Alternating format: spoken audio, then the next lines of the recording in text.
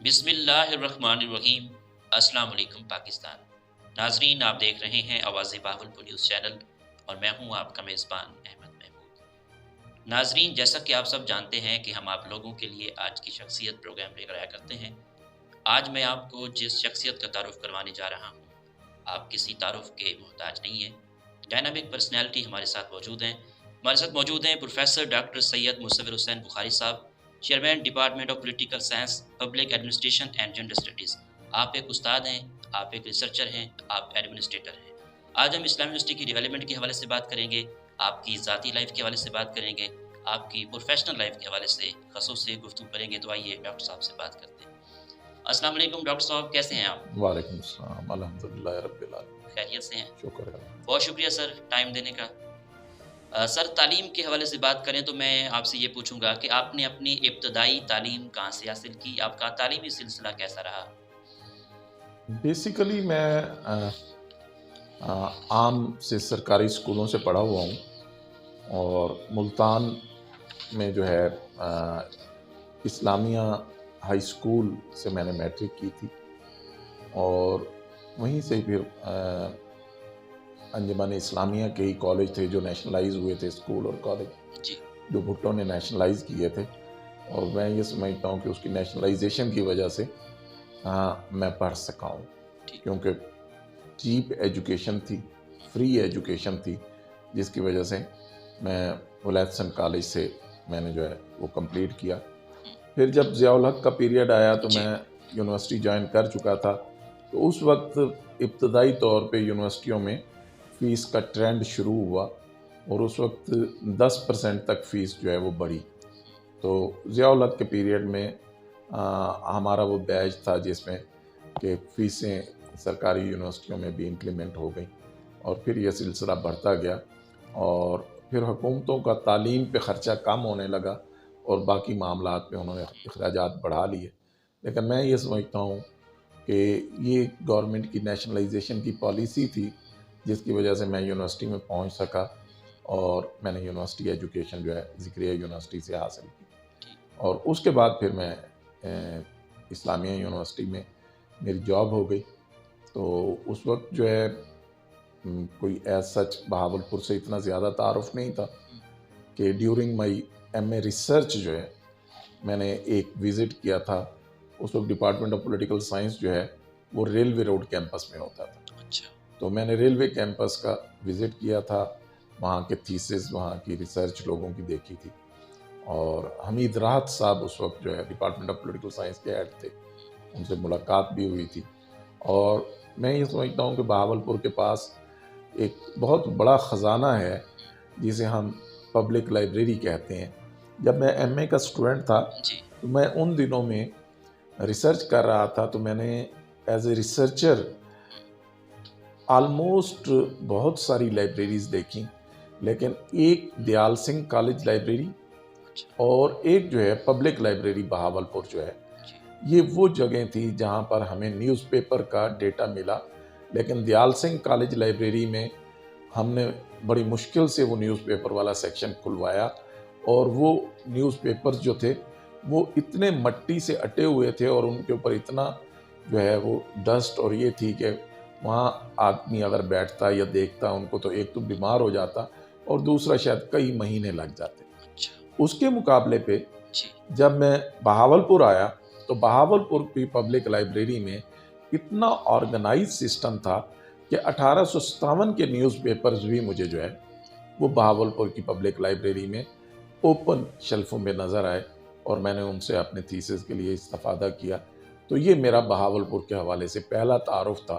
تو اس لیے میں سمجھتا ہوں کہ بہاولپور کی پبلک لائبریری جو تھی اس نے بہاولپور کا جو علمی امیج تھا وہ ایز اے اسٹوڈنٹ میرے ذہن میں بلند کیا، اور اس کے بعد میں جہاں بھی گیا، ایون کہ میں جو ہے جناح پارک لائبریری لاہور بھی گیا، تو میں نے انہیں کہا کہ بہاولپور آپ کے پاس تو اتنے ریسورسز ہیں، پنجاب کے تمام ریسورسز لاہور والے یوز کرتے ہیں، اور جناح پبلک لائبریری جو ہے اس وقت پاکستان کی بیسٹ لائبریری ہے، لیکن اس کے باوجود جو ہے آپ بہاولپور کی لائبریری جا کر دیکھیں، وہاں آپ کو بہت سارے نادر نمونے اور خاص طور پہ تحریک پاکستان کے حوالے سے بہت سارے نیوز پیپر اور بہاولپور کے بھی نیوز پیپر جو ہے وہ آپ کو ملیں گے. تو میں یہ سمجھتا ہوں کہ یہ کریڈٹ جو ہے یہ بہاولپور کو جاتا ہے، جس سے بہاولپور کی علم دوستی ہمارے سامنے ہے. ڈاکٹر صاحب، آپ کے ڈپارٹمنٹ پولیٹیکل سائنس میں کتنے طلباء زیر تعلیم ہیں؟ آلموسٹ 1000 کے لگ بھگ اسٹوڈنٹ جو ہے وہ اس وقت ڈپارٹمنٹ میں انرولڈ ہیں، جو مختلف پروگراموں میں اسٹڈی کر رہے ہیں. آپ کے ڈپارٹمنٹ میں کون کون سے پروگرام آفر ہو رہے ہیں، اور فیکلٹی ممبر کے حوالے سے بات کریں تو کتنا پی ایچ ڈی ہے اور کتنا ایم فل ہے؟ اس وقت ہمارے پاس جو ہے تقریباً 22 لوگ ہیں فیکلٹی میں، اور ان 22 ممبران میں سے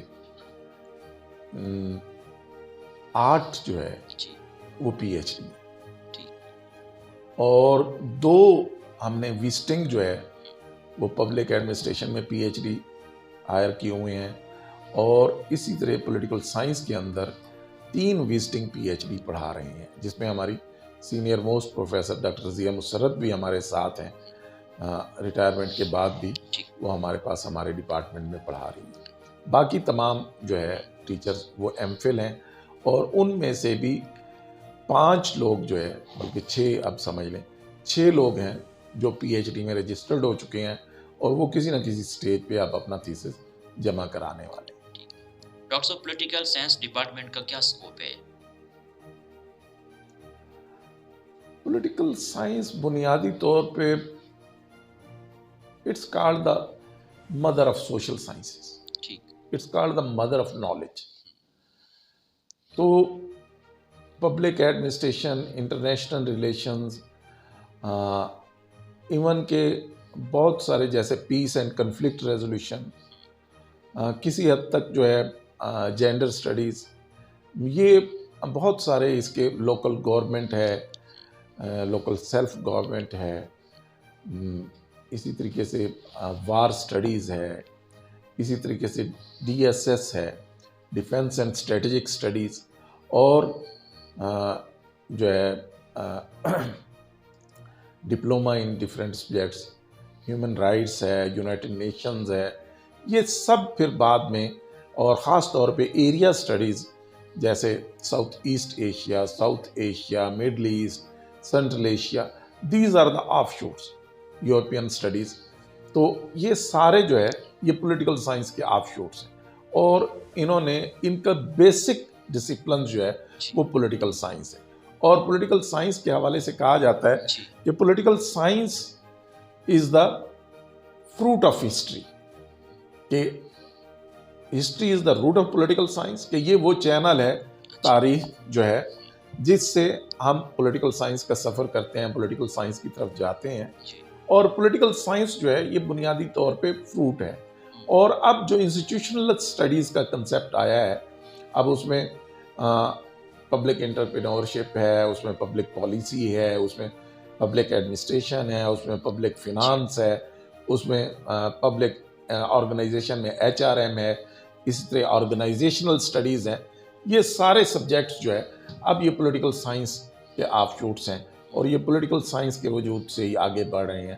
اگرچہ کہ یہ سب جن کے میں نے نام لیے ہیں آج انڈیپینڈنٹ ڈسپلنز بن چکے ہیں، لیکن پولیٹیکل سائنس کے بغیر جو ہے ان کو سٹڈی نہیں کیا جا سکتا. دوسری بات جو آپ نے کہا ہے کہ واٹ از دا اسکوپ، تو جہاں تک اسکوپ کا تعلق ہے ان تمام سبجیکٹس کو بتانے کا مقصد ہی یہی ہے کہ پولیٹیکل سائنس جو ہے ان سب سبجیکٹس کو اسپیشلائزیشن کی طرف لے کے جاتا ہے. اس کے ساتھ ساتھ آپ جتنے کمپیٹیٹیو ایگزام ہیں، سی ایس ایس ہے، پی ایم ایس ہے، آپ دیکھیں اس میں جو بچہ ہمارے ڈپارٹمنٹ سے پولیٹیکل سائنس میں بی ایس کر رہا ہے اس کے پاس سی ایس ایس میں بہت وائڈ آپشن آ جاتا ہے کہ وہ 100 مارکس کا انٹرنیشنل ریلیشن آپٹ کر سکتا ہے، وہ فارن پالیسی آپٹ کر سکتا ہے، وہ پبلک ایڈمنسٹریشن آپٹ کر سکتا ہے، وہ 200 کی پولیٹیکل سائنس آپٹ کر سکتا ہے، وہ جینڈر سٹڈیز جو ہے وہ آپٹ کر سکتا ہے، وہ پبلک پالیسی آپٹ کر سکتا ہے. اس کے علاوہ جو ہے کیونکہ ہم ایچ آر ایم کی بھی اسپیشلائزیشن دے رہے ہیں، وہ HRM آپٹ کر سکتا ہے. اس کے علاوہ پاکستان اسٹڈیز، کرنٹ افیئرس اور انٹرنیشنل افیئرس، یہ وہ پیپرز ہیں جو کمپلسری ہیں. پھر پولیٹیکل سائنس کا بچہ جو ہے وہ ایسے رائٹنگ میں بہت سکسیسفل رہتا ہے، کیونکہ موسٹلی ایسیز جو ہے وہ کرنٹ ایشوز پہ آتے ہیں. تو جتنے کرنٹ ایشوز ہیں وہ ہم کہیں نہ کہیں سیمینارز میں، ویبینارز میں، ورکشاپس میں، کلاسز میں ڈسکس کر رہے ہوتے ہیں. تو ان بچوں کے پاس بیسک نالج ہوتا ہے، وہ اس کو اپ گریڈ کر کے اٹیمپٹ کراتے ہیں. اس کے علاوہ موسٹلی انٹرویوز میں بہت سارے سوالات جو ہے وہ پولیٹیکل سائنس سے ریلیونٹ پوچھے جاتے ہیں، چاہے وہ نیشنل پالیٹکس ہو یا وہ گلوبل پالیٹکس ہو یا کرنٹ افیئرز ہوں یا گلوبل ایشوز ہوں. ان سب سے جو بات کی جاتی ہے وہ ہمارا بچہ جو ہے وہ 4 سال کے اندر BS کے دوران وہ سن رہا ہوتا ہے، سمجھ رہا ہوتا ہے، اس پہ بات کر رہا ہوتا ہے. تو جب بچے اس مرحلے سے نکلتے ہیں تو ان کے لیے وہاں اس قسم کے ایگزامز میں اٹیمپٹ کرنا بہت آسان ہو جاتا ہے. اس کے علاوہ آپ لوگ دیکھیں کہ جتنے بھی گورنمنٹ جابز اور ملٹی نیشنل کارپوریشنز کے جابز ہیں وہاں آپ کو موسٹلی کرنٹ افیئرز کے، موسٹلی آپ کو آپ کے پولیٹیکل سسٹم سے متعلق، موسٹلی آپ کے سوشل سسٹم سے متعلق، کہیں پر سویلائزیشنز کی بات ہو رہی ہے، کہیں پر جو ہے سوسائٹی کی بات ہو رہی ہے، کہیں پر اسٹیٹ کی بات ہو رہی ہے. تو یہ ساری چیزیں جو ہے یہ ہمارے سلیبس میں بچوں کے ساتھ ڈسکس کی جاتی ہیں اور روٹین میٹر میں ڈسکس کرتے ہیں. جب وہ پولیٹیکل سسٹمز کی بات کرتے ہیں، وہ امریکہ برطانیہ کی بات کرتے ہیں، وہ تھرڈ ورلڈ کی بات کرتے ہیں، اگرچہ کہ اب تھرڈ ورلڈ نہیں، ڈیولپنگ اور ڈیولپ کا ورڈ یوز کیا جا رہا ہے. تو ڈیولپنگ ورلڈ اور انڈر ڈیولپ اور ڈیولپڈ ورلڈ کے جو ہے سسٹمز کی بات ہوتی ہے. تو ہمارا بچہ جو ہے ان سب چیزوں سے یوز ٹو ہوتا ہے. تو وہ فوراً جو ہے جس نے پراپرلی تیاری کر کے اور اپنے ایگزام پاس کیے ہوتے ہیں اور اپنے ٹیچرز کو ساتھ انٹریکٹ کیا ہوتا ہے، وہ بچے جو ہے وہ یہاں پر مار نہیں کھاتے. اور خاص طور پہ جو BS کا سلیبس ہے اس میں ریسرچ جو ہے وہ کمپلسری ایلیمنٹ. اور آج سوشل سائنسز کے اندر جو ہے وہ ریسرچر کی بہت شارٹیج ہے. اور میں یہ سمجھتا ہوں کہ پولیٹیکل سائنس کا سب سے بڑا سکوپ یہی ہے کہ وہ آگے جو ہے MPhil اور PhD کے لیے ڈور اوپن کرتا ہے. اور آپ لوگ تو خیر میڈیا کے لوگ ہیں، مجھے بتائیں کہ میڈیا کا کون سا چینل ایسا ہے جہاں پر پولیٹیکل سائنس کے لوگ جو ہے وہ نہیں موجود. جہاں اور بہت سارے نام ہیں جو شاید میں نہ لینا چاہوں، لیکن آج بہت بڑے بڑے اینکر پرسن ہیں، وہ بہت بڑے بڑے چینلز پہ بیٹھے ہیں. تو وہ میرے ہاسٹل کے کمرے میں میرے پاس آ کے چیزیں ڈسکس کر کے جاتے ہیں اور جاتے تھے. تو ابھی بھی ایک صحافی میرے پاس بیٹھے ہوئے تھے جن سے میں اٹھ کے آیا ہوں. تو وہ لوگ جو ہے وہ اپنا برین سٹارمنگ کرتے ہیں، اس کے بعد جا کے پھر وہی چیزیں جو ہے وہ بولتے ہیں. تو لہٰذا پولیٹیکل سائنس جو ہے آج کی ایج میں میں اسے لیونگ ڈسپلن کہوں گا. لوگ کہتے ہیں کہ یہ بہت اولڈ ڈسپلن ہے، اور میں یہ کہتا ہوں کہ یہ ڈائنامک ڈسپلن ہے جو وقت کے ساتھ ساتھ اپنے اندر تبدیلی لا رہا ہے. اور آج بھی اگر آپ نے حالات حاضرہ اور دنیا کے معاملات پہ بات کرنی ہے، جاننا ہے، سمجھنا ہے، تو پولیٹیکل سائنس کے علاوہ آپ سروائیو نہیں کر سکتے. سر ایز اے ایکسپرٹ ایجوکیشنسٹ آپ مجھے یہ بتائیں کہ CSS جو کرنا چاہتے ہیں وہ تیاری کس طرح کریں؟ دیکھیں CSS ہو یا کوئی بھی ایگزام ہو یا PhD ہو، میں ہمیشہ کہا کرتا ہوں کہ اسٹڈی کے لیے آپ کا اسٹڈی اسٹرکچر کلیئر ہونا چاہیے، جس کو ہم اسٹڈی پلان کہتے ہیں. اسٹڈی پلان میں آپ اپنے تمام سبجیکٹس، کیونکہ اگر آپ نے 6 سبجیکٹ پاس کر لیے اور ایک میں پاس نہیں ہوئے آپ CSS نہیں کر سکتے. لہٰذا آپ کو سب میں سے کوالیفائی کرنا ہے. صرف کوالیفائی نہیں کرنا بلکہ آپ نے کوالیفائی کرنے کے بعد میرٹ میں جگہ بنانی ہے. تو اٹ مینز کہ آپ سموتھلی ہر سبجیکٹ کو ٹائم دیں، اپنا ٹائم ڈیوائیڈ کریں، اپنا ڈیلی ڈیوائیڈ کریں، ویکلی ڈیوائیڈ کریں. یہ آپ کا شیڈیول جو ہے وہ کلیئر ہونا چاہیے. اور جو بچے میرے پاس PMS اور CSS کی تیاری کے لیے آتے ہیں، میں ان کے سبجیکٹس پہلے تو کوشش کرتا ہوں کہ ان کو ایسے سبجیکٹ سلیکٹ کرواؤں جو ایک سبجیکٹ دوسرے کی سپورٹ بنے. لیکن پھر بھی ہمیں کوئی نہ کوئی ایسا سبجیکٹ رکھنا پڑ جاتا ہے جو بعض اوقات سپورٹیو نہیں ہوتا، تو ہم اس کو بھی آپٹ کرتے ہیں. پھر میں اسے کہتا ہوں کہ یہ سبجیکٹ اس پہ تمہیں زیادہ ٹائم لگانا چاہیے. جو سپورٹیو سبجیکٹ ہیں وہاں کچھ ٹائم جو ہے وہ بچ جاتا ہے. لیکن میں اس میں کلیئر ہوں کہ کوئی بھی بچہ جو 14 سے 16 گھنٹے اپنی اسٹڈی اور ریڈنگ ہیبٹ کو دے گا، اور وہ تو سی ایس ایس کر سکتا ہے، لیکن جو 12 پہ آ جائے گا اس کے لیے سی ایس ایس کرنا مشکل ہے۔ ہاں، وہ 12 والا کر سکتا ہے جو پچھلے کئی سالوں سے اس آبجیکٹو کے ساتھ آگے بڑھ رہا ہو اور چل رہا ہو۔ تو اگر آپ نے صرف 1 سال میں تیاری کرنی ہے تو پھر آپ یہ طے کر لیں کہ آپ نے کم از کم 14 سے 16 گھنٹے، تو اس میں 15 تو ہو سکتے ہیں لیکن 13 نہیں ہو سکتے، اور ود گائیڈ لائن، کیونکہ جب تک آپ ٹرینڈ ٹیچر سے گائیڈ لائن نہیں لیں گے آپ سکسیسفل نہیں۔ اور میں یہ سمجھتا ہوں کہ پولیٹیکل سائنس ڈپارٹمنٹ اس وقت جو ہمارے فیکلٹی ممبرز ہیں وہ ایسے شاندار ہیں کہ ہمارے پاس جینڈر کی گائیڈ لائن بھی موجود ہے، پبلک ایڈمنسٹریشن کی بھی گائیڈ لائن موجود ہے، انٹرنیشنل ریلیشن کی گائیڈ لائن ہمارے ٹیچرز دے رہے ہیں، پولیٹیکل سائنس کی گائیڈ لائن دے رہے ہیں، ایچ آر ایم کی، ہیومن ریسورس مینجمنٹ کی گائیڈ لائن۔ تو ہمارے پاس بہت سارے سبجیکٹس ایسے ہیں جن کی گائیڈ لائن ہمارے ڈپارٹمنٹ کے اندر ٹیچرز دے رہے ہیں، اور کئی بچے وہ آگے بڑھ رہے ہیں۔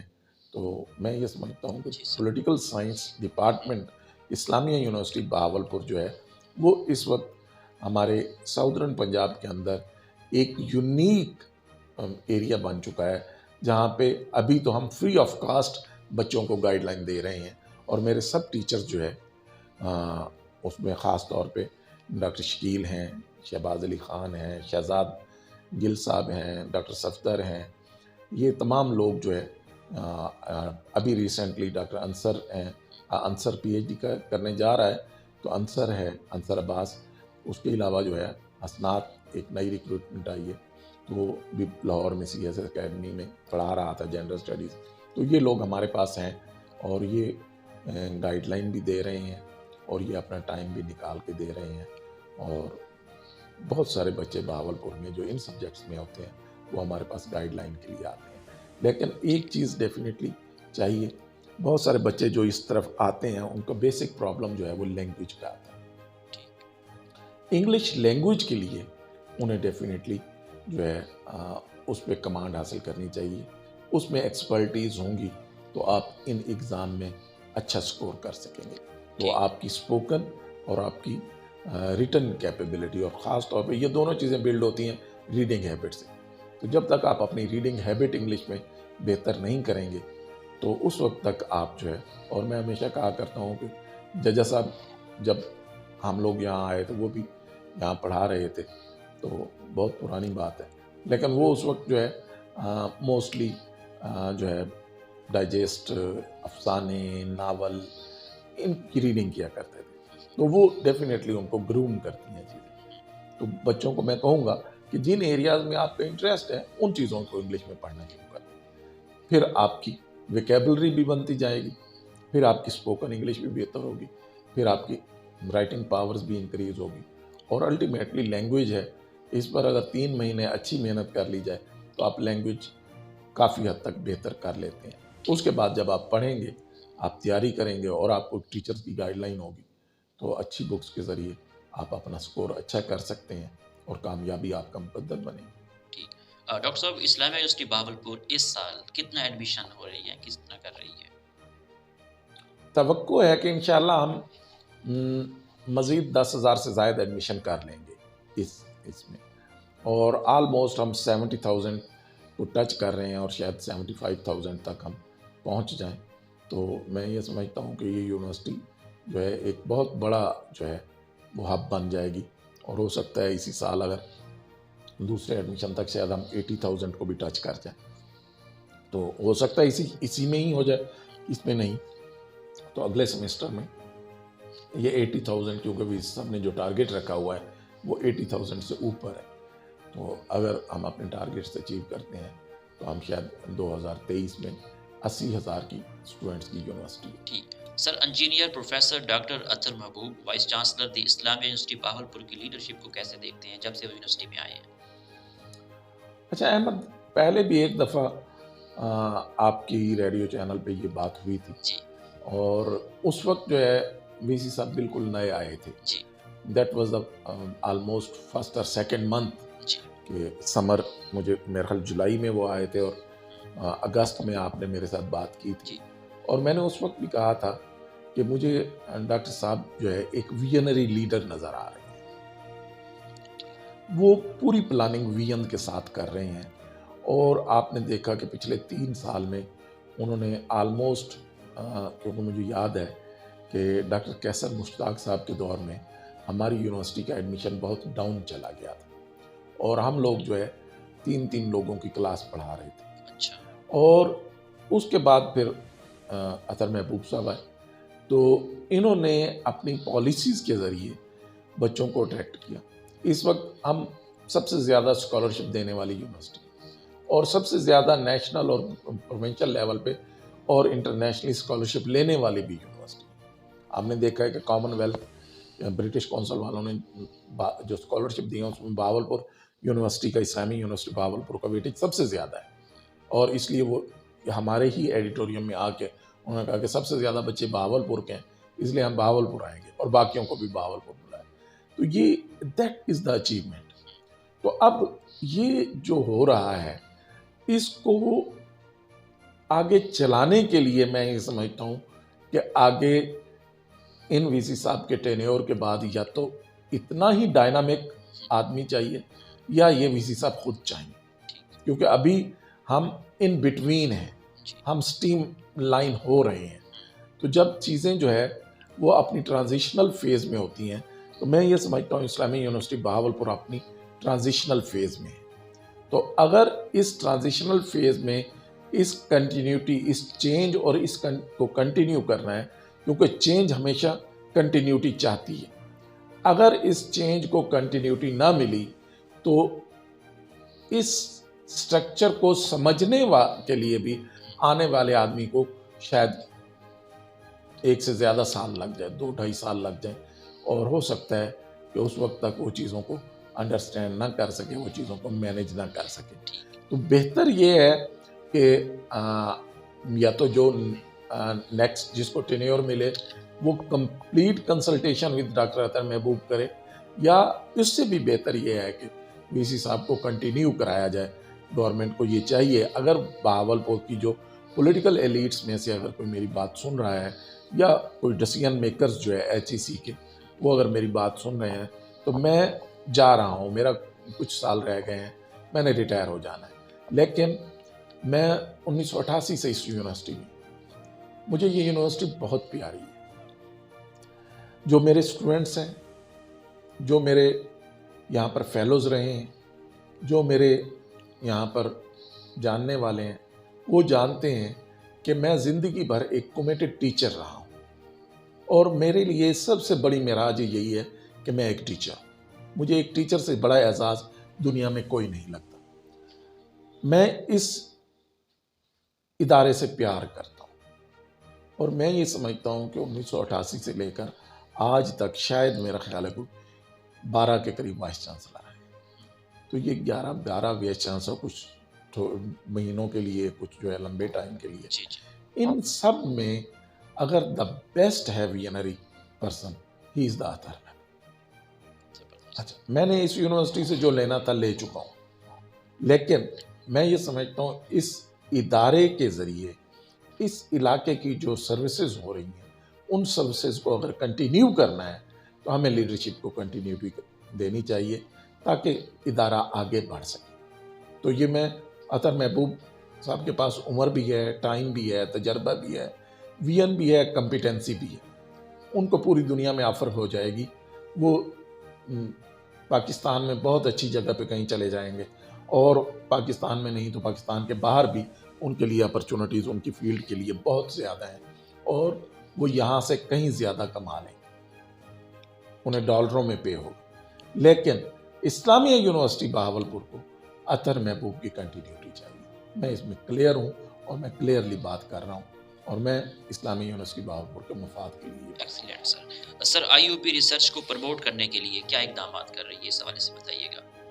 آئی یو بی نے ریسرچ کے سیکٹر میں اچھے انیشیٹو لیے ہیں۔ آپ پچھلے 3 سال اگر اٹھا کر دیکھ لیں، ذرا دیکھیں کہ کتنے سیمینار، کتنے ویبینار، کتنی کانفرنسز ہوئی ہیں۔ آپ پورے پاکستان کا ڈیٹا اٹھا کر دیکھ لیں، اور ایک اسلامیہ یونیورسٹی بہاولپور کا ڈیٹا اٹھا کر دیکھ لیں، ذرا کمپیریزن کر کے دیکھیں کہ کیا پاکستان کی کوئی ایک یونیورسٹی بھی ایسی ہے جو اسلامیہ یونیورسٹی بہاولپور کو میچ کرے۔ اس کے علاوہ ہم پیرا فری میں ہیں، ہم کسی کیپٹل میں نہیں بیٹھے، ہمارے پاس نہ تو سینٹرل ریسورسز ہیں، نہ ہمارے پاس جو ہے فیڈرل ریسورسز اور نہ ہی پروونشل ریسورسز، نہ یہ پروونشل ہیڈ کوارٹر ہے ابھی اور نہ ہی یہ فیڈرل ہیڈ کوارٹر۔ اس کے باوجود آپ پیرا فری میں بیٹھ کر، جبکہ ایک اسکالر لاہور میں بیٹھ کے یا ایک اسکالر جو ہے وہ کراچی میں بیٹھ کے یا اسلام آباد میں اور پشاور میں بیٹھ کے کہتا ہے کہ بہاولپور یار اٹس ٹو ڈیفیکلٹ، ہمارے لیے تو آنا ہی مشکل ہے، لیکن وہ لوگ الٹیمیٹلی بہاولپور نے انہیں اٹریکٹ کیا اور وہ آئے ہیں۔ اس کے علاوہ جتنے ایم او یوز سائن ہوئے، جتنے ہمارے نیشنل اور انٹرنیشنل یونیورسٹیز کے ساتھ اور کنسورشیم ہم نے ڈیولپ کیے ہیں اس یونیورسٹی نے، اور جس طریقے سے انٹرنیشنل کولیبریشن شروع کر چکی ہے، تو اور خاص طور پہ کچھ ایریاز جیسے کہ ایگریکلچر سیکٹر میں ہماری ریسرچ جو ہے اس وقت پاکستان میں نمبر 1 جا رہی ہے۔ اس کے علاوہ سوشل سائنس فیکلٹی ڈیولپ ہو گئی ہے، باقی فیکلٹیز ڈیولپ ہوئی ہیں، ان فیکلٹیز کے اندر لوگ آ رہے ہیں۔ اس وقت پیپر پبلیکیشنز میں اسلامیہ یونیورسٹی کا نمبر اچھا ہے۔ اس وقت جو ہے ہم نے پی ایچ ڈی پروڈیوس کرنا شروع کر دی ہیں، تو آفٹر فیو ایئرز آپ لوگ دیکھیں گے کہ اسلامیہ یونیورسٹی بہاولپور جو ہے وہ ریسرچ میں بھی پاکستان کے ٹاپ رینکس کی یونیورسٹیز میں شامل ہوگی، اور اس یونیورسٹی نے اپنی رینکنگ بڑھائی ہے، نہ صرف نیشنلی بلکہ انٹرنیشنلی، اور وہ ڈیٹا آپ کو خود بخود بتا رہا ہے۔ اور صرف یہ نہیں ہے کہ یہ ریسرچ میں آگے بڑھ رہی ہے، یہ علم میں آگے بڑھ رہی ہے، بلکہ یہ انوائرمنٹ کے لیے بھی اپنا کام جو ہے وہ بڑی یکجہتی کے ساتھ کر رہی ہے۔ ٹھیک ہے ڈاکٹر صاحب، آپ کے کتنے ریسرچ آرٹیکل پبلش ہو چکے ہیں اور اپنے آرٹیکل آپ کہاں کہاں پڑھ چکے ہیں؟ احمد، میں اس وقت آلموسٹ پاکستان کی میجر یونیورسٹیز میں اپنے پیپر جو ہے وہ پریزنٹ مختلف کانفرنسز میں کر چکا ہوں، جس میں پشاور یونیورسٹی ہے، جس میں ملتان ہے، ایمرسن یونیورسٹی ہے، ذکریہ یونیورسٹی ہے، جس میں گجرات یونیورسٹی ہے، جس میں فیصل آباد یونیورسٹی ہے، جام شورو ہے، کراچی ہے، اپنا جو ہے شاہ عبد اللطیف یونیورسٹی ہے۔ بہت ساری یونیورسٹیز میں مختلف کانفرنسز میں اور مختلف سیمینارز اور ویبینارز میں نے شرکت کی ہے۔ اس کے علاوہ ایران میں، آذربائیجان میں مختلف ویبینارز میں نے شرکت کی ہے۔ میں نے آسٹریلیا میں اپنی پوسٹ ڈاک کے دوران جو ہے وہ اپنا پیپر پریزنٹ کیا تھا، موناش یونیورسٹی میں بھی کیا تھا، اور پرتھ میں بھی ایک جو ہے اس میں نے شرکت کی تھی۔ تو اس طریقے سے مختلف نیشنل اور انٹرنیشنل یونیورسٹیز کے ساتھ مختلف جگہوں پہ میں مختلف ٹرکی کے ساتھ ایک آن لائن کانفرنس میں نے اپنا پیپر پریزنٹ کیا تھا۔ لہٰذا یہ تو ہماری روٹین کی چیزیں ہیں جو ہم پاکستان میں بیٹھ کر اور پاکستان سے باہر بھی جب موقع ملتا ہے تو پریزنٹ کرتے ہیں، تو لہٰذا یہ ہماری روٹین کی ایکٹیویٹیز ہیں۔ سر، آپ کا پی ایچ ڈی کا تھیسس کس حوالے سے ہے؟ میرا پی ایچ ڈی کا تھیسس ہے politics of integration and rise of ethnic nationalism, case study of Pakistan.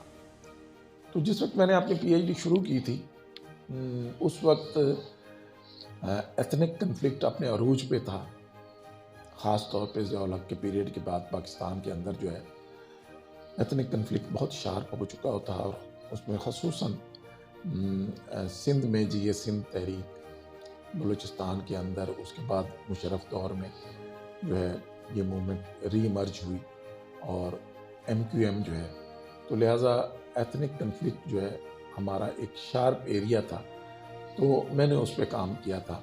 تو بنیادی طور پہ میرا نقطہ نظر یہ ہے کہ انٹیگریشن پاسبل ہے with decentralisation and distribution of resources, اور اس میں نے اپنے تھیسس کے اندر جو ہے یورپی یونین جس ماڈل پہ بنی ہے کہ وہ مختلف ملک ہیں لیکن وہ انٹرنیشنل ریلیشن کا ایک ماڈل ہے فنکشنلزم اور پھر نیو فنکشنلزم، تو وہ نیو فنکشنلزم کی بنیاد پر جو ہے وہ بلڈ ہوا ہے، اور یورپ جو ہے آج آپ دیکھیں آلموسٹ بارڈر لیس ہو چکا ہے۔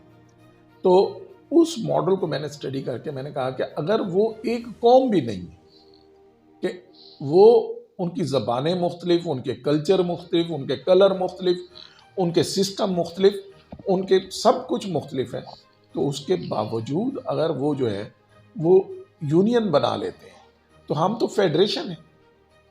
1973 کا آئین ہمارے پاس وہ ایک شاندار ڈاکومنٹ ہے جس کے ذریعے ہم آلریڈی جو موجودہ پاکستان ہے، مشرقی پاکستان کے بعد، اس کے لیے یہ ایک شاندار ڈاکومنٹ ہے، legal frame work, legal document.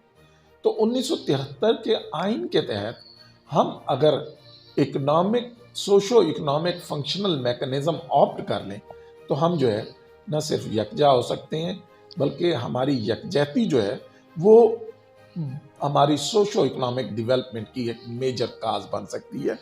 اور میرے نقطہ نظر کے مطابق 18ویں ترمیم نے اس آئین کو آگے بڑھایا ہے، اور جس طرح شاندار انداز میں ہم آگے بڑھے ہیں، اب اس کو مزید ہم بہتر کر سکتے ہیں کہ اگر تمام صوبے بیٹھ کر اپنے ریجنز کو، اپنے علاقوں کو، اپنے ڈسٹرکٹس کو، اپنے تحصیلوں کو، اپنی یونین کونسلوں کو وہ اختیار دے دیں جو ان کے اختیار ہیں، اور یہ فردر جو علاقائی پارٹیشنز ہیں ان کو ایکسیپٹ کر لیں، اور یہ ایک ہی فیڈریشن میں رہتے ہوئے ہم مختلف ایڈینٹیٹیز جو ہے وہ اپنی شناخت کے ساتھ نہ صرف بہتر سروائیو کریں گے، بلکہ ہم ایک قوم اور ایک پاکستان کے لیے کنٹریبیوٹ کریں گے۔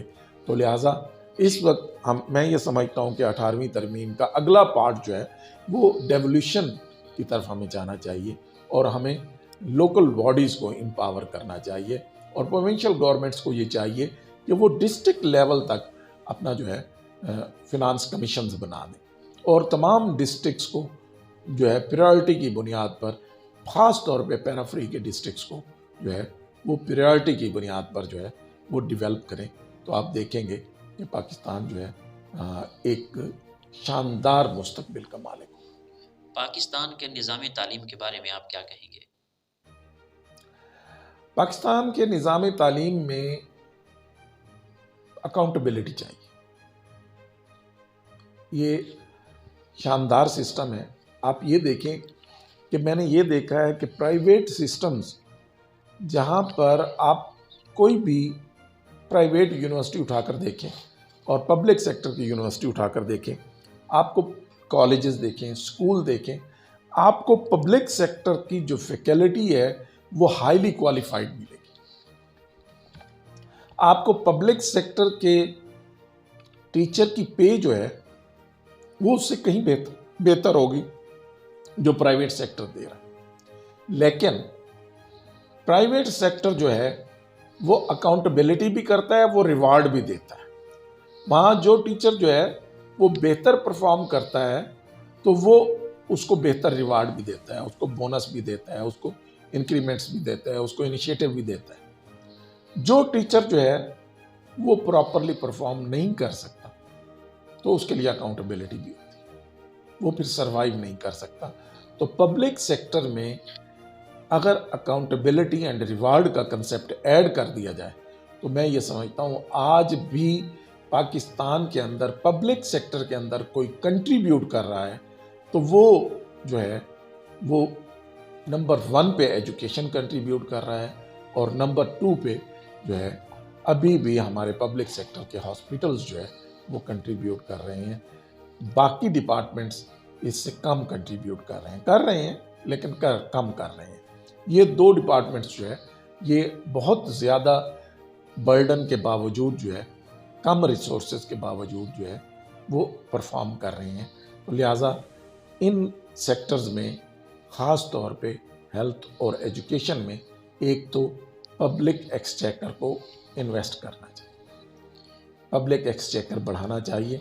دوسرا، ہماری پر کیپیٹا انکم میں سے میجر حصہ ان سیکٹرز کو دینا چاہیے، اور دوسرا ریوارڈ کے ساتھ ساتھ اکاؤنٹیبلٹی بھی ہونی چاہیے جس شخص کے اندر ان دونوں پروفیشنز کے اندر کمٹمنٹ نہیں ہے، وہ شخص جو ہے وہ ان پروفیشنز کے لیے نہیں بنا، نہ وہ ہیلتھ کے لیے ٹھیک ہے اور نہ وہ ایجوکیشن کے لیے ٹھیک موجودہ ملک کی سیاسی صورتحال کے حوالے سے ایز اے ایکسپرٹس آپ کا کیا تبصرہ ہے؟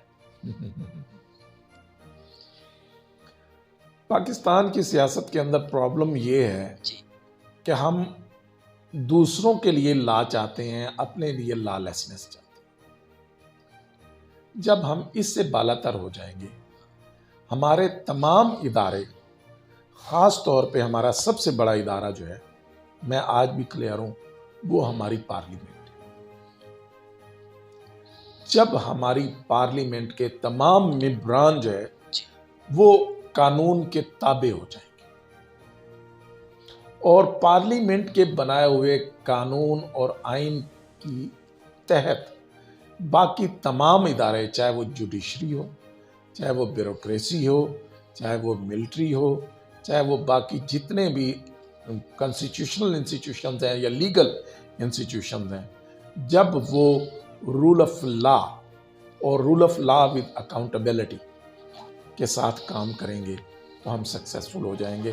اور خاص طور پہ ہماری پروونشل اور نیشنل اسمبلیز کے ممبران اور ان کے جو کمیٹی سسٹمز ہیں وہ پراپرلی کام کریں گے۔ جب نیشنل اسمبلی اور پروونشل اسمبلیز جو ہے اور یہ پراپرلی کام کریں گی اور چیف منسٹر اور پرائم منسٹر اور ان کی کیبنٹس نیشنل اسمبلی، سینٹ اور پروونشل اسمبلیز کے سامنے جواب دہ ہوں گے، اس وقت ہم اپنی سیاسی ترقی کے پہلے زینے پہ اپنی جو ہے پہلا قدم رکھتے ہیں۔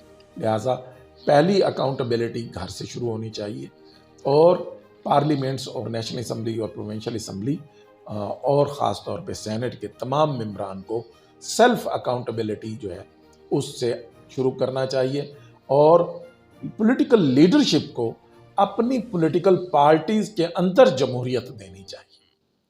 جب تک پولیٹیکل لیڈرشپ اپنی سیاسی جماعتوں کے اندر جمہوریت نہیں لائیں گے، مجھے یاد ہے میں بہت چھوٹا تھا لیکن مجھے 77 سے پہلے کا وقت بھی یاد ہے، تو وہاں ہر وارڈ کے اندر، ہر یونین کونسل کے اندر جو ہے پولیٹیکل پارٹیز، مختلف پولیٹیکل پارٹیز کو جو ہے وہ اسٹڈی سرکل بھی ہوتے تھے، ان کی تنظیم بھی ہوتی تھی۔ جب ایک یونین کونسل کے اندر 8 پولیٹیکل پارٹیز کی تنظیم ہوگی تو وہاں پر 80-90 لوگ جو ہے وہ پولیٹیکل ورکر کے طور پر، اور جب وہ ورکر کے طور پہ سامنے آئیں گے تو وہ باقیوں کو، ایک پولیٹیکل پارٹی اقتدار میں ہوگی، 8 پارٹیاں اکاؤنٹیبلٹی کر رہی ہوں، اور اس طرح جو ہے democracy is a process. Political parties کو چاہیے کہ یونین کونسل لیول تک منتخب نمائندے لے کر آئیں اور یہ بادشاہتوں کا انداز چھوڑ دیں، پولیٹیکل لیڈرشپ کو ایمرج ہونے دیں، اپنے مد مقابل بھی آنے دیں اور جو بہتر پرفارم کرے اس کو آگے آنے دیں۔ اس سے پولیٹیکل پارٹیز بہتر ہوں گی۔ جب پولیٹیکل پارٹیز بہتر ہوں گی تو ٹرینڈ لوگ لوکل باڈیز کے اندر، ٹرینڈ لوگ جو ہے وہ پروونشل اسمبلیز کے اندر، ٹرینڈ لوگ جو ہے وہ نیشنل اسمبلی اور سینٹ کے اندر جائیں گے۔ جب یہ اپنی اپنی فیلڈز کے ایکسپرٹس جو ہے جائیں گے تو یہی کمیٹیز کے اندر جائیں گے، اور جب ان کے پاس یہ اپنے اپنے علاقے کا، اپنے اپنے ریجن کی پرابلمز اور ان کے سلیوشن کے ساتھ آگے جا کر بیٹھیں گے تو یہ اپنے اپنے لیول پر ان مسائل کے لیے جہاں پالیسی دینی ہے وہ پالیسی دیں گے، جہاں سلیوشن دینا ہے وہاں سلیوشن دیں گے، جہاں ایڈمنسٹریٹو ڈیسیژن دینے ہیں وہ ایڈمنسٹریٹو ڈیسیژن دیں گے۔ تو ایز اے ریزلٹ کوئی بھی پرائم منسٹر، کوئی بھی منسٹر، کوئی بھی چیف منسٹر یا کوئی بھی ڈسٹرکٹ گورنر یا ڈسٹرکٹ کونسل کا چیئرمین یا میونسپل کمیٹی کا ہیڈ جو ہے، چاہے وہ چیئرمین ہے یا وہ میونسپیلٹی کا کوئی بھی کونسلر ہے، وہ لا لیسنس نہیں کرے گا۔ ان کی اپنی پارٹی بھی اور دوسری پارٹیز بھی ان کی اکاؤنٹیبلٹی کریں گی۔ ایز اے ریزلٹ جو ہے ہمارا ایک سوشل اکاؤنٹیبلٹی کا میکنزم اور ایک لیگل اکاؤنٹیبلٹی کا میکنزم جو ہے وہ ڈیولپ ہو جائے گا۔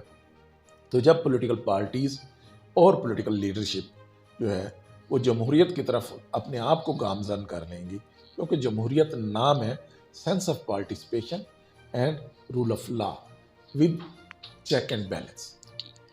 سر پاکستان تو جی یہ چیک جی اینڈ بیلنس جو ہے، یہ سینس آف پارٹیسپیشن اور یہ rule of law, that is called the democracy, جو ہمیشہ آئین اور قانون سے آتا ہے۔ تو جب یہ آئین اور قانون کے ذریعے ہم تک پہنچے گا تو ہم سمجھتے ہیں کہ Pakistan as a nation political development کی طرف بڑھے گا، اور جن قوموں کے اندر پولیٹیکل ڈیولپمنٹ ہوتی ہے تو آٹومیٹیکلی سوشو اکنامک ڈیولپمنٹ ہوتی ہے، وہ قومیں زندہ قومیں بن جاتی ہیں۔ پاکستان کی فارن پالیسی کے حوالے سے بات کریں، as a expert, as a chairman department political science کے ہیں، تو پاکستان کی فارن پالیسی کس طرح ہونی چاہیے، اس بارے میں بتائیے گا سر۔ جہاں تک پاکستان کا تعلق ہے، ہمیں کچھ چیزوں میں آئیڈیلزم سے باہر نکلنا چاہیے۔ مثلا ہمارا یہ ایک آئیڈیلزم ہے کہ ہم نے پورے مسلمان ممالک جو ہے ان کے ذمہ داری لینی۔ ہمارا یہ ایک آئیڈیلزم ہے کہ ہم نے مختلف جگہوں پہ جو کنفلکٹ ہیں ان میں انوالو ہو جانا ہے۔ ہمارا یہ آئیڈیلزم ہے کہ جی ہم سے اچھی قوم دنیا میں کوئی نہیں۔ ہمارا یہ آئیڈیلزم ہے کہ ہم ریئیکشن بیسڈ پالیسی دیتے ہیں۔ ریئیکشن بیسڈ پالیسی جو ہے وہ کبھی بھی سکسیسفل نہیں ہوتی، کیونکہ ایکشن کی چینج آپ کے ریئیکشن کو چینج کرتی ہے۔ تو خارجہ پالیسی جو ہے وہ ان تمام چیزوں سے باہر نکل کے بنانی چاہیے، ریئلسٹ بیس پہ ہونی چاہیے۔ یہ ایک ریئلٹی ہے کہ ہم ایک میڈیم رینج پہ آ رہے ہیں، بلکہ میڈیم سے بھی اگر ہم کہیں تو میں اسے ایک درمیانے درجے کا ملک کہوں گا۔ یہ بھی حقیقت ہے کہ ہم انڈر ڈیولپ ہیں، ہم ڈیولپنگ کی فیز میں انٹر ہو رہے ہیں۔ یہ بھی حقیقت ہے کہ ہم ابھی سائنس اور ٹیکنالوجی میں بہت پیچھے ہیں۔ یہ بھی حقیقت ہے کہ ہمیں اپنی آبادی کو ہم روکنے میں کامیاب نہیں ہوئے، ہم اپنی پاپولیشن جو ہے اس کے حوالے سے اپنے ریسورسز پیدا نہیں کر سکے۔ یہ بھی حقیقت ہے کہ ہم نے بہت ساری جگہوں پہ غیر ضروری طور پہ جا کے دوسروں کے معاملات میں دوسروں کے مفاد کے لیے مداخلت کی۔ تو ایک تو ہمیں ان چیزوں سے باہر نکلنا چاہیے۔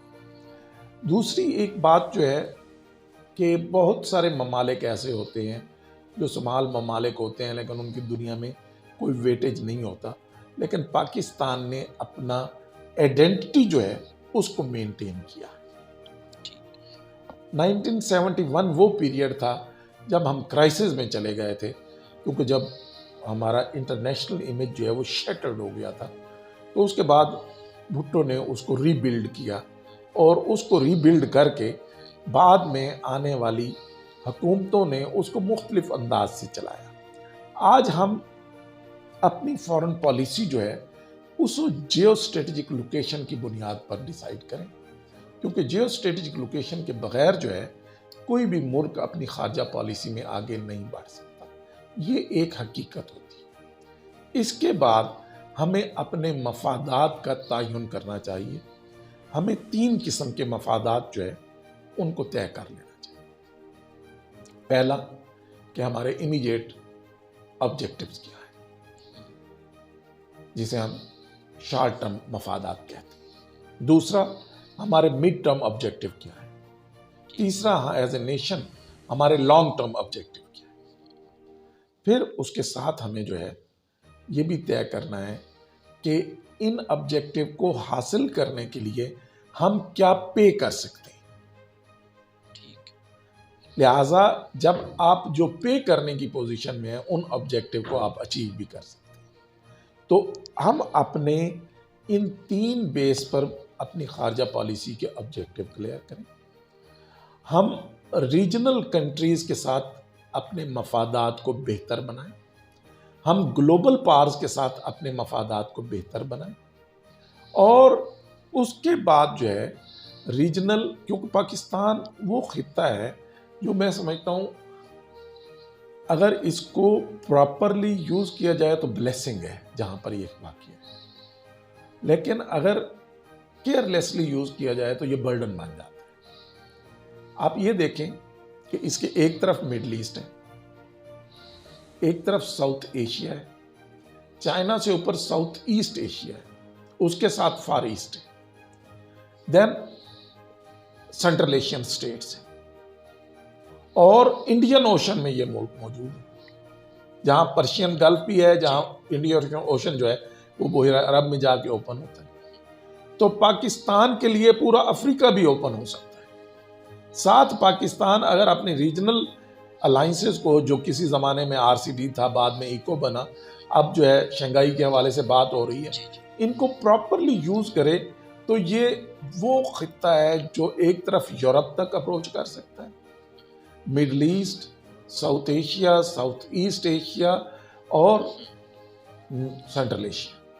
اگر آپ اس ہب کو دیکھیں تو یہ ہب جو ہے، یہ میری ایس سی او کے حوالے سے ایک کانفرنس تھی جس میں میں نے ایک پیپر پریزنٹ کیا تھا، that was the topic of the paper was reward of جغرافیہ۔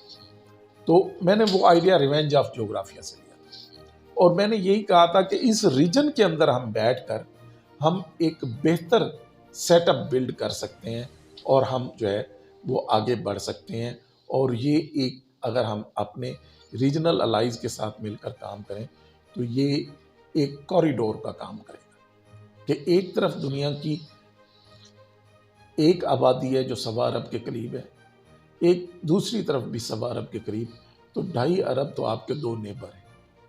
تو اگر ہم انڈین اوشن سے اور مڈل ایسٹ سے صرف راہداری ان کو دے دیں تو ہماری باقی چیزیں جو ہے وہ علیحدہ ہو جائیں گی، وہ ہمارا بونس بن جائیں گی۔ ہماری خارجہ پالیسی کے اندر بہرحال تبدیلیوں کی ضرورت ہے، لیکن وہ تبدیلیاں جو ہے یہ اسی وقت ممکن ہیں جب آپ اکنامکلی اپنے آپ کو امپاور کریں گے، جب آپ کو قرضے نہیں لینا پڑیں گے، آپ اپنی پالیسی بنانے میں انڈیپینڈنٹ ہوں گے، تو آپ آزاد خارجہ پالیسی بنا سکیں گے اور آپ سکسیسفل خارجہ پالیسی بنا سکیں گے۔ ٹھیک ہے ڈاکٹر صاحب، ڈپارٹمنٹ آف پولیٹیکل سائنس میں کتنا کانفرنس ہو چکی ہے اور ان فیوچر کانفرنس کروانے کا ارادہ رکھتا ہے، اس بارے میں بتائیے گا۔ جی، ہمارے ہاں پچھلے 3 سال میں 2 کانفرنسز ہوئی ہیں، جی ایک نیشنل کانفرنس جی جو فیڈرلزم اینڈ پروونشل اٹانومی پہ ہوئی تھی، اور ایک انٹرنیشنل کانفرنس۔ جی تو یہ دونوں کانفرنسز جو ہے یہ ہماری بہت شاندار کانفرنسز رہی ہیں۔ اس سے پہلے آج سے کچھ دہائیاں پہلے 96-97 کی بات ہے، ہم نے ایک نیشنل کانفرنس کرائی تھی، اچھا اور ایک جو ہے انٹرنیشنل کانفرنس کرائی تھی جس میں انڈیا سے بھی اسکالر آئے تھے اور باقی دنیا سے بھی اسکالر آئے تھے، چائنا سے بھی اسکالر آئے تھے۔ تو وہ دونوں کانفرنس جو ہے اس کے بعد پھر ایک لمبے پیریڈ کے بعد ہم نے پچھلے 3 سالوں میں 2 کانفرنسز کرائی ہیں، اور اب ہم پلان کر رہے ہیں جیسے ہی ہمیں کوئی اچھا فنانشل سپورٹ کہیں سے ملی، چاہے ایچ ای سی سے، چاہے ایچ ای ڈی سے یا کہیں اور سے، تو ہم جو ہے ظاہر ہے کنسٹرینٹ آف ریسورسز ہے، لیکن ٹارگٹ ہے ہمارا کہ ہم اگلے سال انشاءاللہ ڈپارٹمنٹ آف پولیٹیکل سائنس عزم رکھتا ہے کہ ایک نیشنل یا انٹرنیشنل کانفرنس کا ہے۔ ٹھیک ڈاکٹر صاحب، ایک اچھے ریسرچر میں کیا خصوصیات ہونی چاہیے؟ کمٹمنٹ۔ میں ہمیشہ اپنے بچوں کو کہا کرتا ہوں کہ بچے 2 چیزیں جو ہے نا وہ کمٹمنٹ مانگتی ہیں، ایک شادی اور ایک سٹڈی۔ کہ شادی میں بھی اونچ نیچ بھی ہوتی ہے، نشیب و فراز بھی آتے ہیں، لیکن اگر آپ کمیٹڈ ہیں اپنی فیملیز کے ساتھ، اپنی مسز کے ساتھ، اپنی خاوند کے ساتھ، اپنے بچوں کے ساتھ، تو آپ تمام مرحلوں سے گزر جاتے ہیں۔ Same is with the research. Research is the basically it's the task of patience. یہ صبر کا کام، یہ جلد بازی کا کام، یہ جو ہے ٹائم ٹیکنگ، اس میں پیسہ بھی چاہیے، اچھا اس میں آپ کو وسائل بھی چاہیے، اس میں آپ کو موبیلٹی بھی چاہیے، خاص طور پہ سوشل سائنسز کی ریسرچ کے اندر، کیونکہ فزیکل سائنسز کے لوگ تو لیبس کے اندر بیٹھ کے کام کر لیں، لیکن سوشل سائنٹسٹ جو ہے ان کی تو لیب ہی جو ہے وہ معاشرہ ہوتا ہے۔ اب اگر میں نے پولیٹیکل سائنس پہ بات کرنی ہے جی تو مجھے ہو سکتا ہے اپوزیشن کا رویہ دیکھنے کے لیے بھی ان کے پاس جانا پڑے، جی مجھے انٹرویوز کے لیے بھی جانا پڑے، ہاں تو لہٰذا ٹیچر کے پاس اتنے ریسورسز نہیں ہوتے، تو ایز اے ریزلٹ جو ہے وہ بہت ساری جگہ پہ اسٹک ہو جاتا ہے۔ تو جی لیکن جب وہ کمیٹڈ ہوتا ہے تو وہ پھر جیب سے بھی پیسے لگاتا ہے، پھر کہیں نہ کہیں سے ریسورسز جنریٹ بھی کرتا ہے، ٹائم بھی نکالتا ہے، اور اپنی فیملی کا ٹائم بھی ریسرچ کو دیتا ہے، اپنے ادارے کا ٹائم بھی ریسرچ کو دیتا ہے۔ تو لہٰذا جب پیشنس ہوتا ہے تو پھر آپ اچھی ریسرچ جو ہے وہ پروڈیوس کرتے ہیں۔ تو ایک بیسیکلی ریڈنگ ہیبٹ بھی ضروری ہے کہ اگر آپ لوگ جو ہے اپنی ریڈنگ ہیبٹ چھوڑ دیں تو پھر بھی آپ اچھے ریسرچر نہیں بن سکتے، وہ کٹ پیسٹ تو ہو سکتا ہے، ریسرچ نہیں ہو سکتا۔ ٹھیک ڈاکٹر صاحب، آپ کی اس کامیابی کے سفر میں دوستوں کا، اساتذہ کا، والدین کا کتنا ساتھ رہا؟ میں سمجھتا ہوں یہ تمام کریڈٹ جاتا ہی انہیں کو ہے، اس لیے کہ میں نے جیسے آپ کو بتایا کہ میری جو اسکول ایجوکیشن کی ابتدا ہے وہ ایک چھوٹے سے ٹاٹ اسکول سے ہوئی، اور میرے والد صاحب جو ہے وہ ایک دکان پہ کام کرتے تھے، لیکن میرے والد اور میری والدہ پرعزم تھے کہ ہم نے اسے پڑھانا ہے،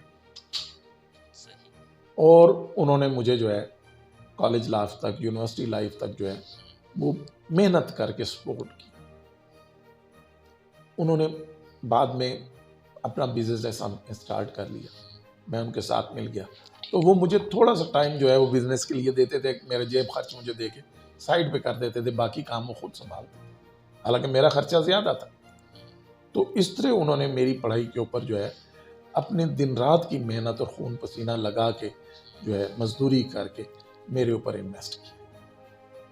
پھر میں سمجھتا ہوں کہ میرے اوپر بلیسنگز رہی ہیں، مجھے ٹیچرز اچھے لگتے ہیں۔ آپ کے بیسٹ ٹیچر کون ہیں؟ کس کو مانتے ہیں؟ میرے پاس بہت سارے ہیں، اچھا مثلاً ریسرچ کے اندر انکریج کرنے والا آدمی جو ہے اس کا نام ڈاکٹر القمہ ہے، زبردست۔ کہ جس نے مجھے یہ پیشنس سکھایا، جس نے مجھے یہ سکھایا کہ ریسرچ کرنی ہے تم نے۔ میرا ٹیمپرامنٹ نہیں تھا، لیکن انہوں نے مجھے یہ training the as a researcher. مجھے پڑھنے کا سلیقہ جو سکھایا، میں پڑھنے والا آدمی نہیں تھا، میں کھیلنے والا بچہ تھا، لیکن میری کالج لائف میں میرے پاس جو ہے ایک ٹیچر اردو کے تھے، گجرات سے ان کا تعلق تھا، بعد میں وہ ذمہ دارہ کالج گجرات میں ہیڈ آف ڈپارٹمنٹ بھی رہے اردو کے، اس وقت وہ لیسن، انہوں نے میرے اندر موٹیویشن بلڈ کی کہ پڑھائی بھی زندگی کو آگے بڑھانے کا ایک ذریعہ ہے۔ میں ریئیکشنری بچہ تھا، لیکن مجھے انہوں نے پیسو بچہ بنایا، انہوں نے مجھے کام اینڈ کول بنایا، انہوں نے کہا کہ پڑھو، پڑھنا بھی ایک کام ہے۔ مجھے علم کی راہ پہ لگانے والا جو ہے اس کا نام مرزا غلام حیدر تھا۔ مرزا غلام حیدر صاحب وائس پرنسپل تھے ولیسن کالج کے، ان کی وجہ سے میں پولیٹیکل سائنس میں آیا۔ میں نے حالانکہ اکنامکس رکھی ہوئی تھی، میں ایف اے میں بینکنگ سیکٹر میں جانا چاہتا تھا، لیکن مرزا صاحب نے مجھے کہا کہ نہیں، تم جو ہے موٹیویٹڈ ہو کے پڑھ رہے ہو تو آؤ ہسٹری اور پولیٹیکل سائنس پڑھو۔ تو انہوں نے مجھے پڑھنے کا سلیقہ، انہوں نے مجھے بک ریڈنگ کی ہیبٹ بنائی، انہوں نے مجھے انیشلی نوٹس اور ریسرچ کی طرف لے کے آئے۔ تو مرزا غلام حیدر، تو ڈاکٹر مصطفیٰ ملتان یونیورسٹی کے وائس چانسلر رہے ہیں، القمہ صاحب بھی ملتان یونیورسٹی کے وائس چانسلر رہے ہیں۔ یہ وہ لوگ ہیں جنہوں نے فارن پالیسی کے حوالے سے اور انٹرنیشنل ریلیشن کے حوالے سے میرا جو ٹرینڈ بلڈ ہوا وہ ڈاکٹر مصطفیٰ کی وجہ سے۔ تو یہ وہ لوگ ہیں جنہوں نے مجھے جو ہے علم کی راہ پہ لگایا۔ تو یہ سارے وہ دو استاد ہیں جو زندہ ہیں، اللہ تعالیٰ انہیں زندگی اور صحت دے۔ القمہ صاحب زندہ ہیں، باقی تینوں جو ہے وہ فوت ہو چکے ہیں، اللہ تعالیٰ انہیں جوار رحمت میں اعلیٰ مقام عطا فرمائے۔ تو انہوں نے مجھے بالکل بچوں کی طرح، بیٹوں کی طرح جو ہے وہ پڑھایا ہے اور انگلی پکڑ کے چلایا ہے۔ تو لہٰذا میں یہ سمجھتا ہوں کہ یہ کریڈٹ ان کا ہے، میرا نہیں۔ آپ کی نظر میں کامیابی کیا ہے؟ بیٹا کامیابی جو ہے وہ سیٹسفیکشن ہے۔ Whenever you are satisfied, you are successful. اور وہ سیٹسفیکشن جو ہے، مثلا میری سیٹسفیکشن سب سے زیادہ جب ہوتی ہے کہ جب میں کلاس میں جا رہا ہوتا ہوں. آج بھی میں نے 1988 سے پڑھانا شروع کیا تھا، تو آج بھی میں خوف زدہ ہوتا ہوں کہ میرے آج کے بچے، آج کی جنریشن مجھ سے کیا سوال کرے گی. میں ان کے جوابوں سے، اور جیسے میں آپ کے پاس آیا کہ مجھے نہیں پتا تھا آپ کیا سوال کریں گے، لیکن جب میں اپنے تیاری کی بنیاد پر سیٹسفائیڈ ہو کے کلاس سے نکلتا ہوں اور میرا اسٹوڈنٹ جو ہے وہ یہ سوچنے پہ مجبور ہو جاتا ہے کہ مجھے اب اس طرف آگے بڑھنا ہے، جب میں اس کے ذہن میں سوالیہ نشان چھوڑ کے آتا ہوں اور اگلے دن وہ سوالیہ نشان جو ہے وہ یا تو علم کے ذریعے بھر چکے ہوتے ہیں یا مزید علم کی تجسس لے کے بیٹھے ہوتے ہیں، تو میری سیٹسفیکشن. تو یہی میں سمجھتا ہوں کہ آپ کی جیت ہے کہ جہاں آپ کو جو رول دیا گیا ہے آپ اپنا رول پرفارم کریں، چاہے وہ باپ کا رول ہے، چاہے وہ بیٹے کا رول ہے، چاہے وہ استاد کا رول ہے، چاہے وہ شاگرد کا رول ہے، چاہے وہ آپ کو جو ہے ایڈمنسٹریٹو رول ملا ہے. تو جہاں آپ اپنا رول ایمانداری سے ایفرٹ آپ کریں، ریوارڈ اللہ تعالیٰ پہ چھوڑ دیں، تو آپ سیٹسفائیڈ. ادب سے کتنا لگاؤ ہے؟ فیوریٹ رائٹر کون ہے؟ کتابیں کون کون سی پڑھتے ہیں؟ پولیٹیکل سائنس پڑھنے والے ویسے بے ادب ہوتے ہیں، ان کا ادب سے کوئی لگاؤ نہیں ہوتا، لیکن ظاہر ہے زندگی کے لیے ادب بہت ضروری ہے. تو پوئٹری مجھے سننے کی حد تک اچھی لگتی ہے، کسی کی اچھی پوئٹری دیکھتا ہوں ضرور شیئر بھی کرتا ہوں. خاص طور پہ مجھے فراز، ادم، غالب، کچھ حد تک اقبال، کیونکہ اقبال کے بہت سارے شعر میں سمجھ نہیں سکتا، فیض، یہ میرے فیوریٹ ہیں. اور خاص طور پہ جو فیض کی نظمیں کچھ سنگرز نے گائی ہیں مجھے بہت اچھی لگتی ہیں. لٹریچر میں بانو قدسیہ اور اشفاق احمد میرے فیوریٹ رائٹر ہیں. مزاح میں مجھے یوسفی بہت پسند ہے، اور افسانے میں مجھے منٹو اچھا لگتا ہے. تو یہ وہ لوگ ہیں. اس کے علاوہ بھی میں جھوٹے روپ کے درشن میں مجھے اچھی لگی تھی کتاب. اب بھی کبھی کوئی اچھی کتاب ملے، پچھلے دنوں ہمارے اپنی یونیورسٹی کے ہیں ڈاکٹر صاحب جو ہے اردو ڈپارٹمنٹ کے، انہوں نے مجھے ایک کتاب دی افسانوں کی، میں نے اس کو ایک سٹنگ میں پڑھ ڈالا. تو اب بھی پڑھنا ادب اچھا لگتا ہے، لیکن اپنے سبجیکٹ سے فرصت کم ہی ملتی ہے. کبھی کوئی تھیسس پڑھنا پڑتا ہے، کبھی کوئی رپورٹ پڑھنا پڑتی ہے، تو ان معاملات میں پھنسا رہتا ہوں. لیکن اب بھی پڑھنے کی حد تک اور سننے کی حد تک ادب بہت اچھا ہے. ٹورازم میں آپ کو کتنا شوق ہے؟ پاکستان کے کون کون سے شہر اچھے لگتے ہیں؟ آپ کا فیوریٹ شہر کون سا ہے؟ میرا فیوریٹ شہر جو ہے وہ اگر بہاولپور کے بعد کوئی ہے تو وہ ایبٹ آباد ہے. ٹھیک. پاکستان ابھی تک پورا نہیں دیکھ سکا، لیکن پاکستان کا کوئی ڈسٹرکٹ ایسا نہیں ہے شاید جہاں نہ میں گیا. ٹھیک. تو گوادر سے لے کر خنجراب تک، اور جیونی سے لے کر خیبر پاس تک، کراچی سے لے کر پشاور تک، آزاد کشمیر، تمام نلتر لیکس. تو یہ وہ ہے جو میرے اندر ایک بےقرار روح ہے کہ جب بھی موقع ملتا ہے، ایون کہ میں اپنی کسی آفیشیل ایکٹیویٹی پہ بھی ہوں تو میں 1-2 دن نکال کر کوئی سائٹ جو ہے وہ وزٹ کر لیتا ہوں، اور میں بار بار وزٹ کرنے پہ بھی یقین رکھتا ہوں. اور میں نے جھیل سیف الملوک کو 17 دفعہ دیکھا. اچھا. لیکن میں کہتا ہوں کہ میں نے جتنی دفعہ جھیل سیف الملوک کو دیکھا ہے، کاغان ناران کو دیکھا ہے، میں نے اس کا نایا روپ دیکھا. میں نے سمجھتا ہوں کہ جھیل سیف الملوک جو ہے مجھ سے اگر کوئی پوچھے تو میں سمجھتا ہوں کہ اس کا نعم البدل نہیں ہے. لیکن کوئی وادی کا پوچھے تو وادی سوات جو ہے اس کا کوئی نعم البدل نہیں. سوات کے پاس جھیل سیف الملوک نہیں ہے. اسی طریقے سے ہنزا، نگر، نلتر لیکس، راکا پوشی. اب راکا پوشی کی خوبصورتی کسی اور وادی کے پاس نہیں. پھر جو ہے جو ہمالا اور کو ہندو کش کے ماؤنٹین جو گلگت بلتستان کے پاس ہے، اور 17 لیکس کمال. پھر جب ہم بڑی جھیلوں کی طرف آتے ہیں تو ہالا اور لیچی اور یہ جو سندھ کی جھیلیں ہیں ان کا کوئی ثانی نہیں. سندھ اور بہاولپور کے چولستان اور تھر اور اپنی مثال آپ ہیں دیکھنے کے قابل. جس طرح میں نے آسٹریلیا کے اندر بیچز دیکھے ہیں، ہمارے گوادر کے بیچز جو ہے، بلوچستان کے بیچز خاص طور پہ اماڑا اور پسنی جو ہے اتنے شاندار ہیں کہ یہ آسٹریلیا کے بیچز سے زیادہ خوبصورت ہیں، اور یہ ورجن بیچز. اب دنیا جو ہے وہ آسٹریلین بیچز اور نیوزی لینڈ کے بیچز کی تعریف کرتی ہے، میں نے دیکھا ہوا ہے. اور اسی طرح میں نے گلگت میں ایک سوئٹزرلینڈ کے آدمی سے پوچھا تھا کہ Switzerland is the beautiful country of the world. Oh no no no, Switzerland is not, Pakistan is the beautiful. میں نے کہا وائی؟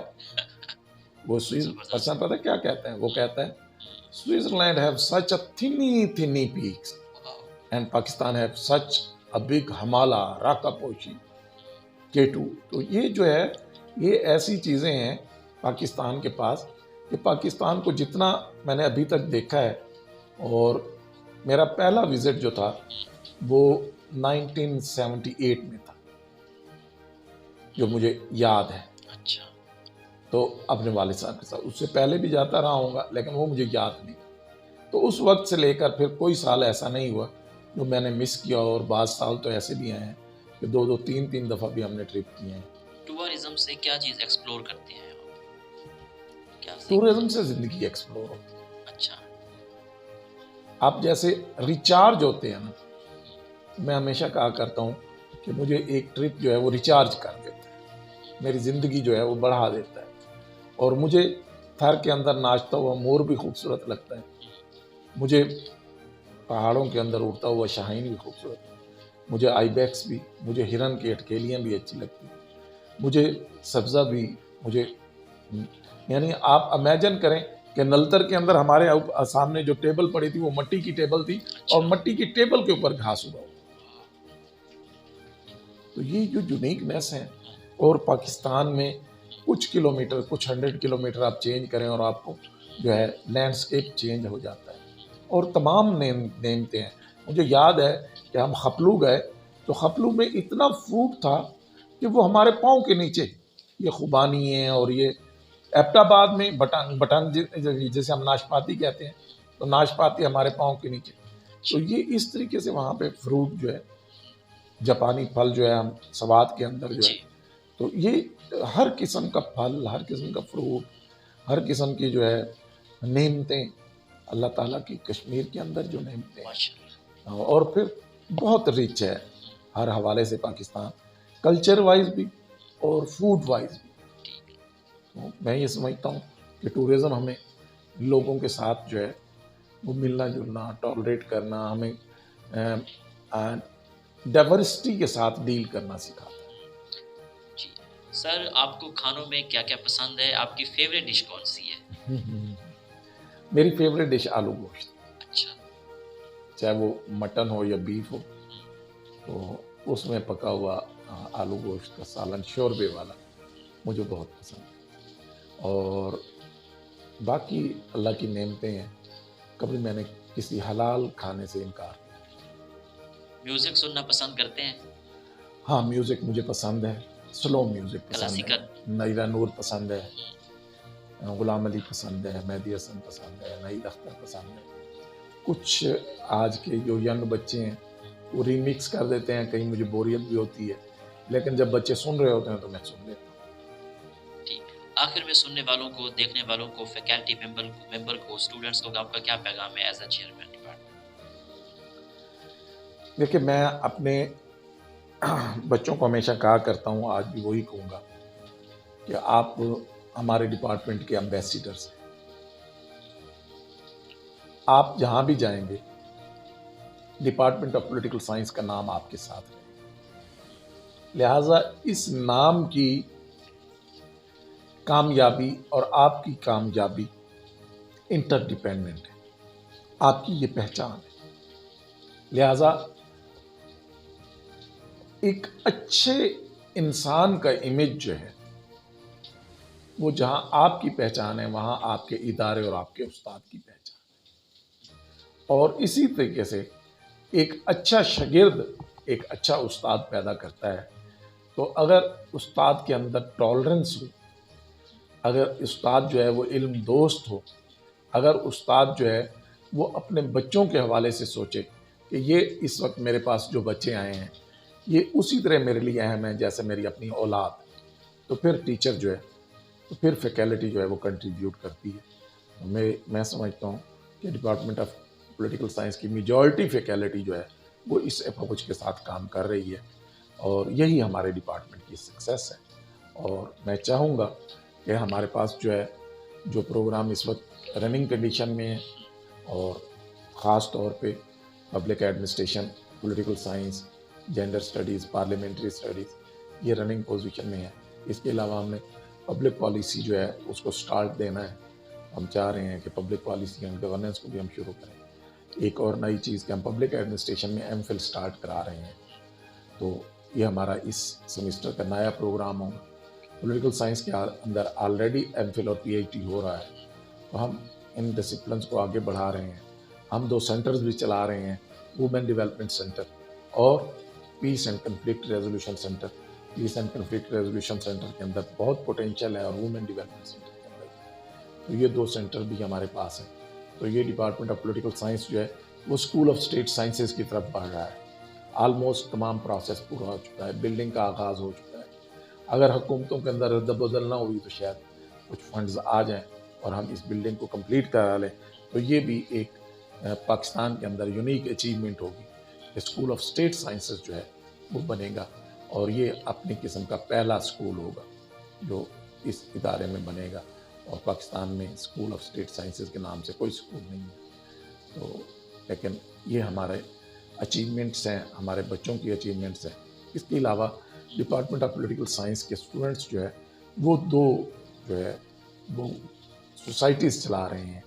ایک گیپس جس میں جینڈر، پبلک ایڈمنسٹریشن اور پولیٹیکل سائنس کے اسٹوڈنٹس مل کر جو ہے وہ تمام اپنے اسٹیک ہولڈرز کے ساتھ اپنی تمام ایکٹیویٹیز کرتے ہیں، اور یہ ایکٹیویٹیز وہی آرگنائز کر رہے ہوتے ہیں جس سے ان کی لرننگ ہوتی ہے اور وہ پریکٹیکل لائف میں جا کے اس سے سکسیس گین کرتے ہیں۔ اس کے علاوہ ایپسا جو ہے ہمارے پولیٹیکل سائنس کے الومنائز کا جو ہے all student of political science alumni جو ہے وہ ایپسا کے نام سے ہے۔